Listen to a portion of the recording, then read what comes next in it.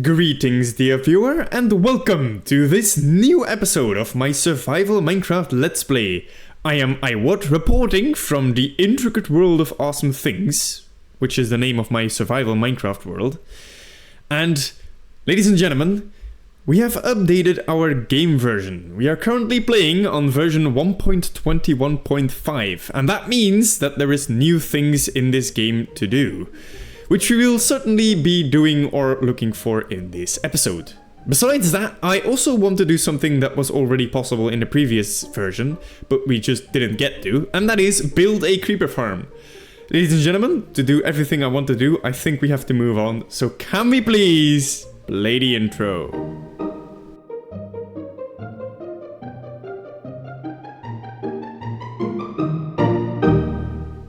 I actually did quite a lot of off-camera work in between this episode and the previous one. And one of the things I did is something I do every 5 episodes, and that is update the map wall. Now, not that much has changed on this map wall. There is a pumpkin patch that has popped up here, the villager box has moved. The orange house is added, that's something new, and of course the big one is the wheat field, that's the one that is very noticeable on the map. But actually most of the things that we did over the past 5 episodes are underground, so you can't really see these changes on the map. Also, if you're annoyed by the weird text popping up, that is something I learned while changing the map this time. So you can name the item that is the map in an anvil, and then if you look at it when it's in an item frame, it will display the text, and that's actually kind of annoying in my opinion. So I have learned that next time when I do this, I need to only apply the name when I take them off the wall, because I don't like this. I add this name like this because I want to store them in a chest like this, and if ever for some reason something happens, I have a easy way of knowing what is on this map without looking at it and trying to figure out which part is which. The first place I thought of where we should go to find new things from this new update is the Badlands biome, because they have added 2 things we can find here, actually 3 things we can find here.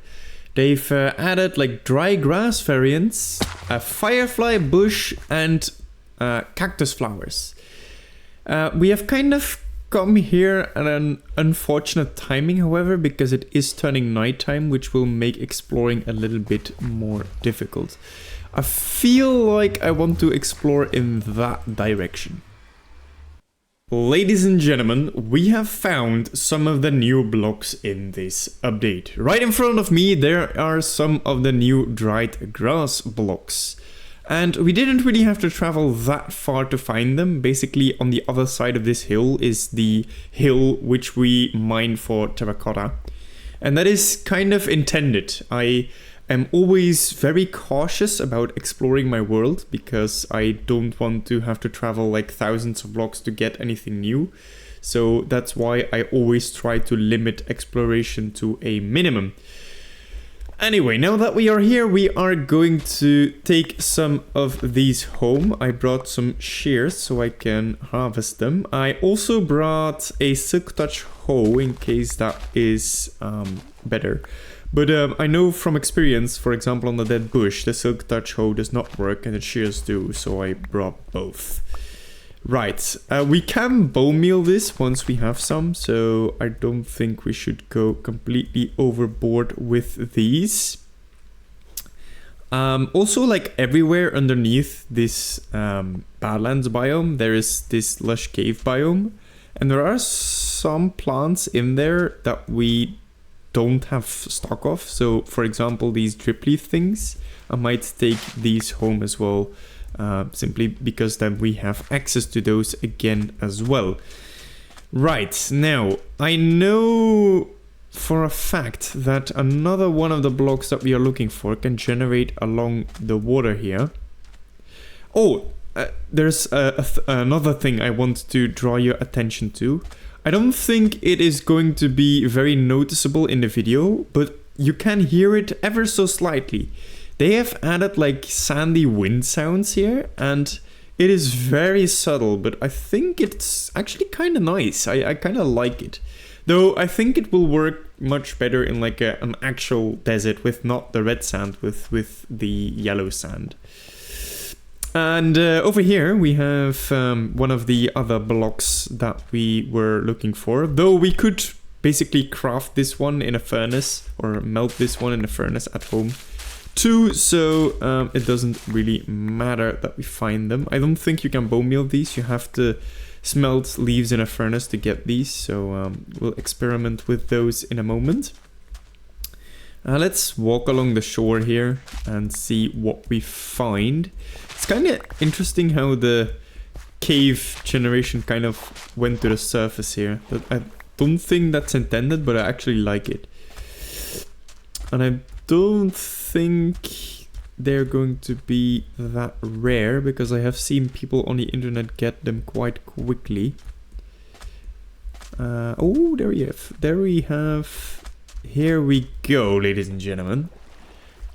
We have found one of the other things that I came for, and that is this firefly bush.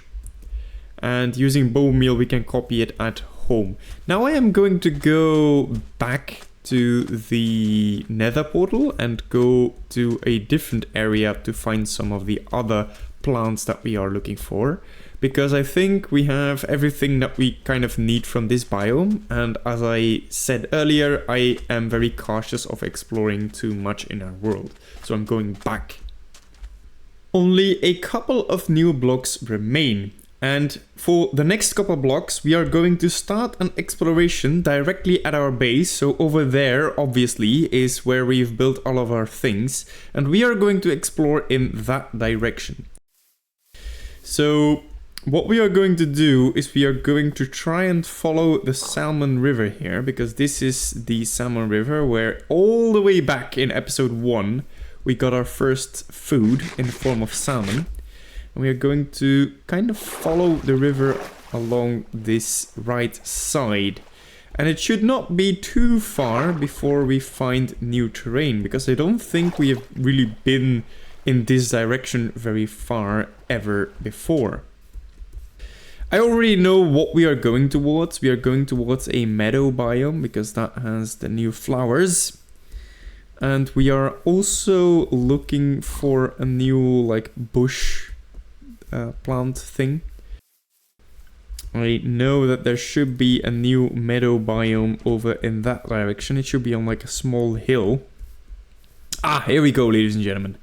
This is one of the things that we came for. This is one of the new bushes.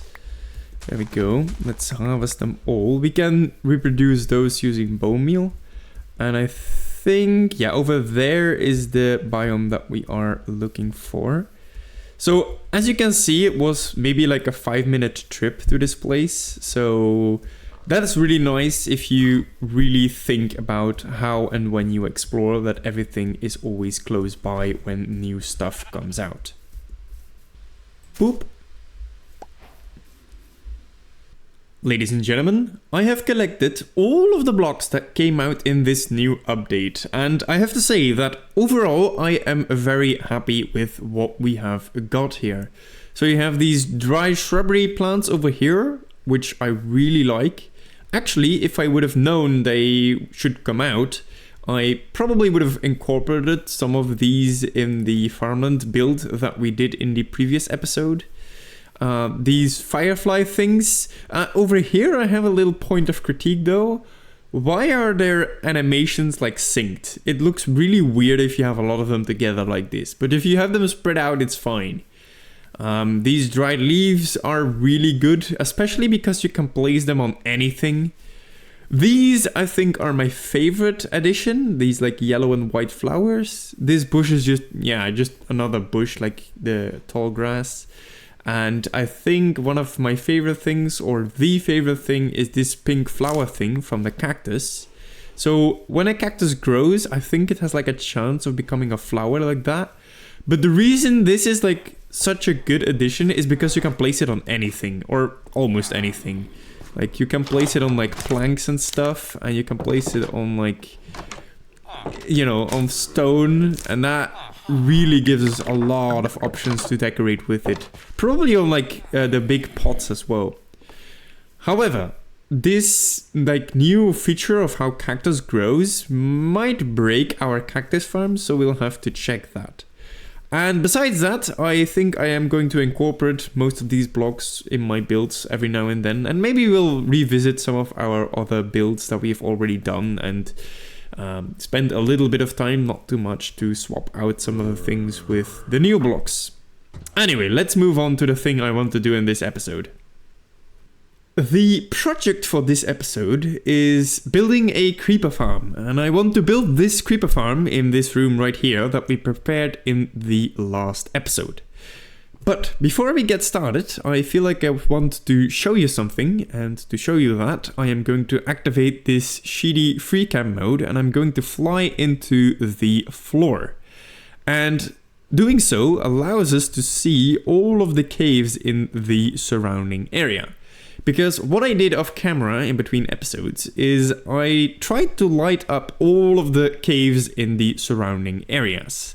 And I did quite a thorough job of this. So I think I have all of the caves lit up, or at least almost all of the caves lit up.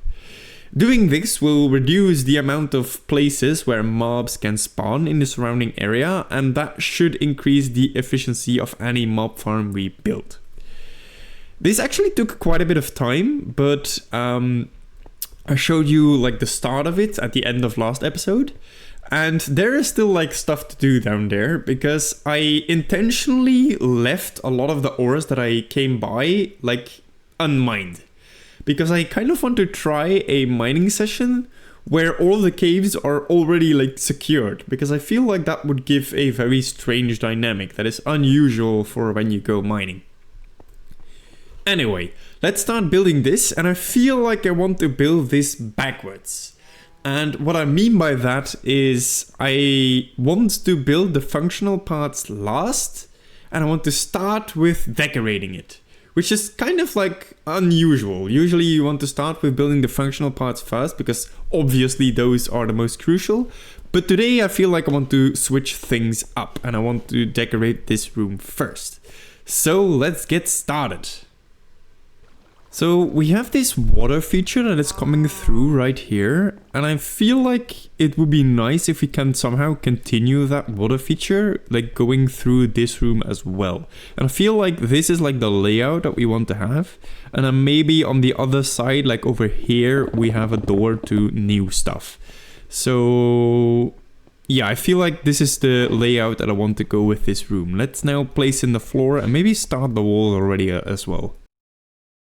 As always, putting in the framing of the room really helps you in structuring it and figuring out exactly how you want things to be. So, the idea of this room is that this wall right here is going to be the main focus of the room. This is where we are actually going to build our creeper farm. And I have so many great ideas, especially for this middle part. I have an amazing idea of what I want this to be. And then over on the sides, I want to build the controls for the farm. Over on this side, I feel like I want to add an elevator so I have access to the surface. Because if we actually want to go to the surface from here, we have to walk quite a distance to find another elevator. So perhaps it's time to add a new one over here.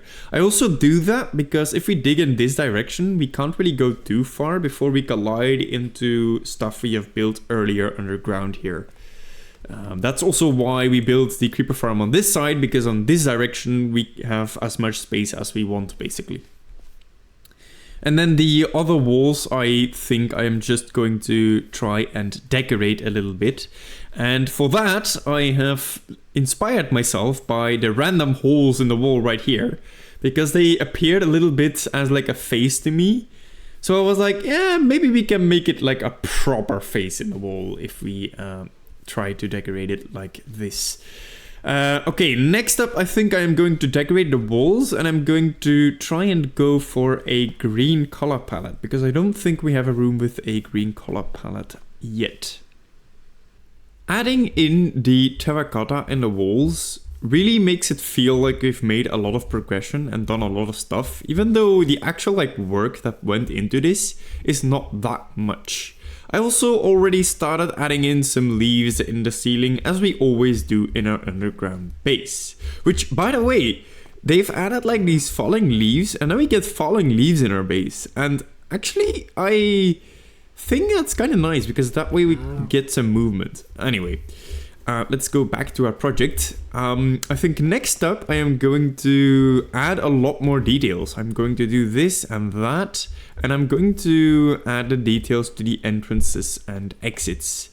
And I think I'm going to save this thing for last, because I feel like I kind of want to do this grand reveal of my amazing idea that I have.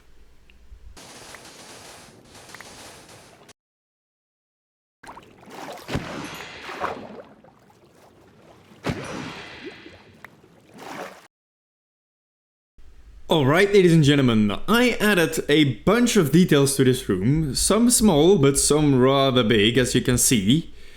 I have added 2 big creeper faces to the walls of this room to really accentuate that this is the creeper room, and to accentuate the game that we are playing, as these are definitely like a symbol of that. And I am extremely happy with how these look. These really make the room feel great already. I especially like how I like created depth into the face, where it's not flat. Besides that, I also added a bunch of details at the doors and some stuff above there. The things I built above sort of indicate towards which direction you are going. So over here there's a chest and there's some yellow details to indicate we are going to the yellow area with the chests. And then over there, there's just an arrow upwards, because this is an elevator to the surface. Let's actually take a ride so you can see where it ends up at the surface. This is going to be maybe a bit challenging to make it line up with stuff that we build above here eventually, but we'll figure it out. Now let's go back down and let's look at what we have over there. This is just a placeholder. I just placed something there. This doesn't have to be the direction towards the melon and pumpkin area. We can change this out later, but I just put something in there to make it look good already. We have some random crafting tables and ender chests hidden everywhere, so that we always have access to those things, because I think those are a great thing to always have access to in your world. Besides that, I also built in the ceiling already with obviously the leaves in the ceiling, as we always do in our base. This time I used birch leaves, because they just have a little bit of a different tint than the regular oak leaves, and I feel like this tint matches the room a lot better. The design of this ceiling is very similar to the ceiling of the skeleton room, but just instead of wood we used the tough bricks. Did I cover everything? No, I did not cover everything. I also figured out how I want the controls for this farm to be. So over here we have the chests that will collect the gunpowder. And over here we have the controls for this farm. So we have a simple on-off switch, and we have a button that swaps between 2 modes. One mode kills the creepers on their own, and the other mode requires me to kill them manually, but that way we do get experience. And this third button I am going to wait with an explanation, because it kind of requires me to explain what I want to build over here, and that is what I'm going to do next. I always seem to spend way too much time adding little details to the world, simply because that is my favorite thing to do in this game. It seems like the cactus farm is not broken because of the new flowers. Here it is. This is my great idea for this wall, and if you look at it right now and don't really understand why this is so special, you just see a wall with some glass. Let me explain to you what this is. So the idea is that behind the scenes somewhere, we move the creepers up somewhere, and then we make them fall down onto here, so they take fall damage. Depending on this button, we then make them fall to their death, or so we can punch them to death. And I was thinking to myself, well, maybe we can make that look a little bit more epic. So I was like, what if we can just see the creeper fall here using some glass? And I already really liked that idea, but I thought that if we just have a single tube like this, it wouldn't really have the same effect as if we have like a wall of creepers falling down. That is why we have 3 of these tubes right here. And this also has the additional benefit that we can actually hold more creepers down here. And that's also where this button comes in, because this button allows us to toggle between 2 different modes. One mode where we just use a single tube, and a second mode in which we use all 3. And maybe it will become a lot more clear once the farm is actually working, which is what we are going to try and fix right now. Okay, so I did a whole bunch of work on this, and right now we have a functional creeper farm. Kind of. Because I made a mistake and that makes this farm flawed, and I am going to fix that mistake. So we have creepers coming down, and as you can see, they are falling and then the fall damage kills them. And that is regardless of what option we choose on this button. And if you place some blocks right here, I can demonstrate to you what the mistake is I made. There we go. Great demonstration. So you can see he survived the fall there while we are in XP mode. And if we now punch him, you can see we can kill him. So that means that the length they are falling is 1 block too much. Basically, the thing I built on the top is 1 block up too high. So we have to move everything down 1 block, which is really annoying because it's kind of intricate, and we'll show it off in a second. But we are getting rather good rates actually, because I haven't built too many like spots for creepers to spawn. So, you know, I guess this farm will be incredibly efficient, way more so than I ever wanted. But I kind of want to go above and beyond and make this a ridiculously powerful creeper farm, so we never have to worry about gunpowder anymore. Anyway, let's go into the behind the scenes here. I think I am going to explain the redstone for this in a mock-up version on the surface, as I sometimes do. Instead, I am going to focus on what we have all the way on the bottom over here. So let's go around this thing over here, and let's turn on the lamps. Like this. This has effectively switched the creeper farm off. So eventually I want these lamps to be hooked up to the on-off switch that we had. And that way we can turn the farm off. So this right here is all of the spawning spaces for the creepers. So I think we are getting incredible rates for only this. So the idea is that creepers spawn over here. And then we have a snow golem over there that will shoot snowballs at them. And then the creepers will try to pathfind towards the snow golem, and they will fall in the water where we can collect them and move them to where we want to move them. There are a couple important details to what we have here. For example, the carpet. The carpet over here is to prevent spiders from spawning on these spots, because we only want creepers. And additionally, we also have trapdoors on the ceiling. And those trapdoors are to prevent zombies and skeletons from spawning. Because a creeper is a little bit shorter than zombies and skeletons, so he is able to fit between this trapdoor and the ground here. So only creepers can spawn on these spots. Some other important things. The trapdoors on the floor here are big, so the creeper will fall in the water. But there is an extra block of distance between this and the snow golem, because originally I had a design where there was just 2 trapdoors and then the platform of the snow golem, basically 1 block less distance, and that caused the creepers to blow up occasionally. I may or may not have had that happen inside of my farm, so that's a thing.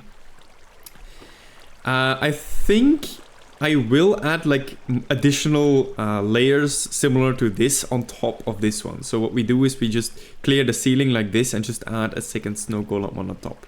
Maybe when everything is done, I will show you what that looks like.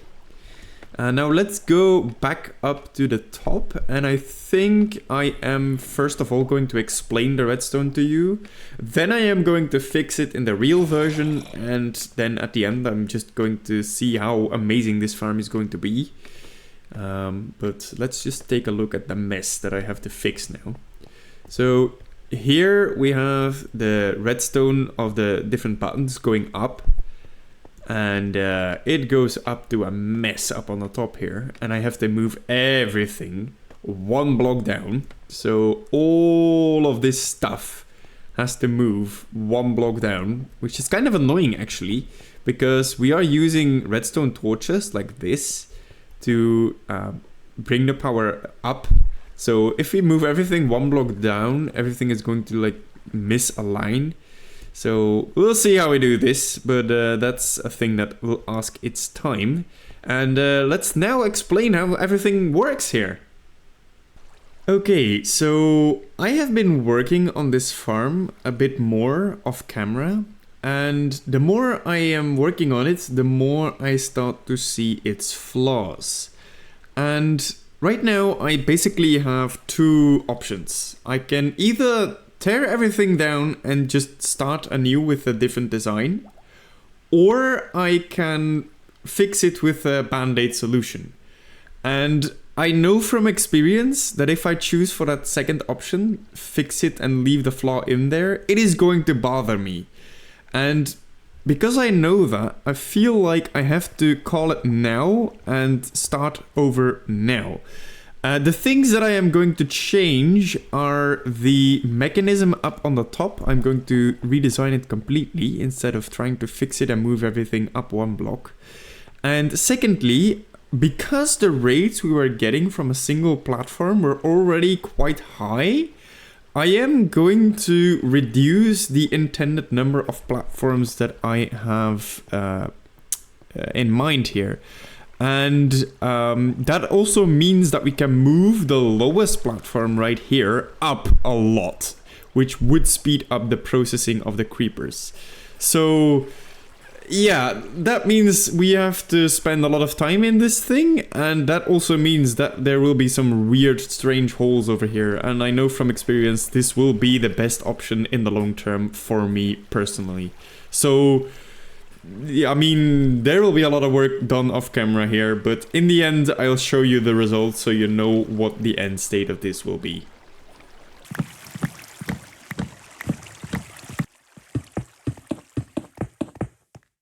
Oh.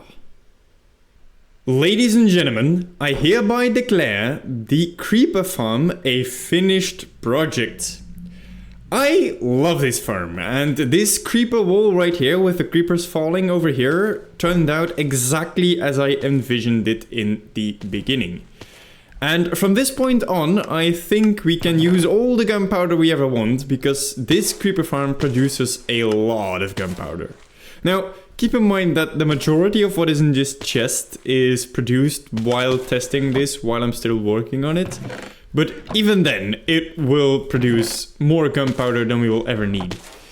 And I've discovered that this is actually quite a good XP farm as well. So if we ever need XP, I think this is the fastest source of that we have at the moment. Anyway, we had some struggles along the way in building this, and that is something I actually wanted to talk about right now when we end the episode. We changed the redstone completely, I redesigned everything, and because of that, the episode has progressed quite far already. So I am afraid that there is no longer time to explain how everything works, simply because otherwise the episode would be too long, in my opinion. So that's something to look forward to in the next episode. But I wanted to talk about the struggles we had along the way, because I am playing in this Minecraft world for the long term. I intend to keep this Minecraft world forever, basically. And inevitably, there will be things you make and build that you aren't quite satisfied with. And when that happens, it is very important to not let that affect your mood about your world or your feelings about your world. And then you kind of have to push through and really say, okay, now I have made a mistake, but I am going to accept that some things in my world are going to be flawed, and I'm going to try and improve it. And that is exactly what we did here today. And when you do that, inevitably, you will create an amazing world like we have today already. And as you can see, the end result is really good. And if I hadn't along the way decided, okay, I have to do something, I have to basically start over, I would have been bothered by it, and I really like how it turned out right now. Anyway, ladies and gentlemen, I feel like the episode has the length I always intend my episodes to be. And that means that we have to end it right now. And that brings the fact of this episode.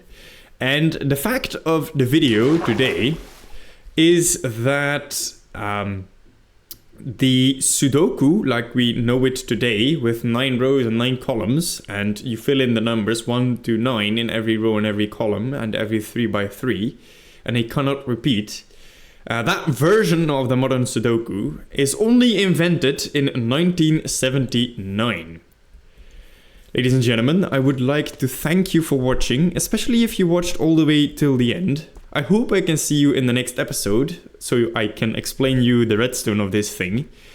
And as always, keep wondering.